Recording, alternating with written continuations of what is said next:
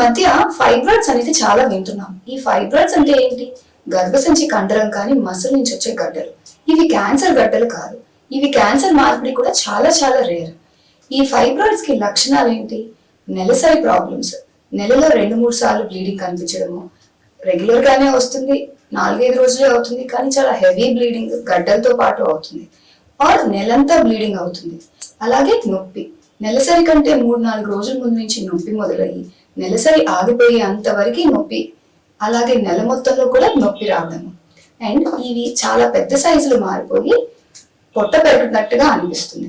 అలానే మూత్రం సంచి మీద, యూరినరీ బ్లాడర్ మీద ప్రెషర్ పడి ఫ్రీక్వెంట్ యూరినేషన్ లేదా యూరిన్ కి వెళ్ళడం ఆగిపోవడం, అలానే పేగుల పైన ప్రెషర్ పడి కాన్స్టిపేషన్ అనే లక్షణాలు కనిపిస్తున్నాయి. ఈ ఫైబ్రాయిడ్స్ అంటే సర్జరీ చేయడమేనా, గర్భసంచి తీసేయడమేనా? కాదు. ఈ ఫైబ్రాయిడ్స్ అనేవి ఒకప్పుడు 30-50 సంవత్సరాల వయసు వాళ్ళలో కాగా ఈ మధ్య 20-30 సంవత్సరాల వాళ్ళ మధ్యలో కూడా చాలా ఎక్కువగా ఉంటుంది. దీనివల్ల ప్రెగ్నెన్సీ రావడం కష్టం అవుతుంది. ప్రెగ్నెంట్ అయిన వాళ్ళకి కాంప్లికేషన్స్ వస్తున్నాయి. So infertility, pregnancy related complications ఉన్న వాళ్ళకి 3 సెంటీమీటర్స్ కంటే చాలా పెద్దగా సైజ్ ఉంది గర్భసంచి లోపలికి పోకయ్యే ఫైబ్రాయిడ్స్ ని లాప్రోస్కోపీ ద్వారా ఫైబ్రాయిడ్స్, అలానే అల్ట్రాసౌండ్, మైక్రోవేవ్ అబ్లేషన్ ద్వారా ఈ ఫైబ్రాయిడ్స్ ష్రింక్ చేసుకోవచ్చు.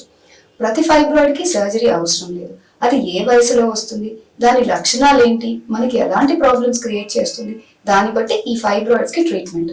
మందుల ద్వారా ఈ రక్తహీనతని ఇంప్రూవ్ చేసుకోవడం, సర్జరీకి వెయిటింగ్ టైంలో కానీ, అలాగే చిన్న ఫైబ్రాయిడ్స్ ని టోటల్ గా టాబ్లెట్స్ కానీ ఇంజెక్షన్స్ ద్వారా ష్రింక్ చేయొచ్చు.